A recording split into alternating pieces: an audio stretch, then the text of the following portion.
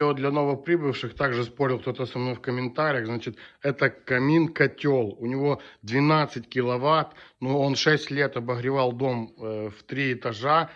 Потребляемая мощность дома расчетная примерно 15-16 киловатт. Несмотря на это, в доме было тепло и комфортно. В доме нету батарей, кроме детской, но она локальная, там специальная. Но в чем вся соль, что этот камин нагревает пол, в нем трубки водяного пола, все вот эти подставки, то есть подоконники, столешницу из бетона и кухонную столешницу, у него есть контроллер управления, и это является камин-котел. В каком смысле? То есть он греет воду, у него есть водяная рубашка, подает ее в теплонакопители. Теплоноситель подается в теплонакопитель на мансарде, готовится горячая вода для потребления на мойку и душ.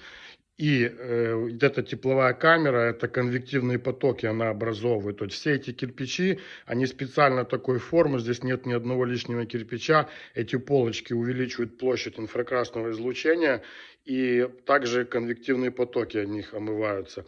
Этот котел спаренный с котлом, и единственный недостаток этого всего, это, видите, вот такие дверцы, они закапчиваются. Я специально ничего не марафетил, вот так оставил как есть, ничего не чухал там.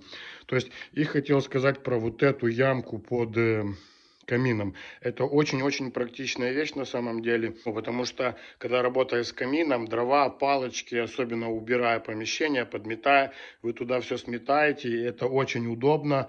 И эта ямка, она еще летом выполняет роль кондиционера. С грунтового теплообменника под камина бьет насос воздушный, воздух сюда прохладный подготовленный, и охлаждается дом. Таким образом охлаждается эта плита, снимается тепло с плиты посредством тех же трубок водяного пола. То есть водяной пол зимой подогревает помещение, летом охлаждает. Есть ссылка на мой инстаграм в описании канала. Заходите, отправляйте видео вопросы. Если знаю, отвечу. Спасибо и лайки поставьте обязательно. И подписываемся.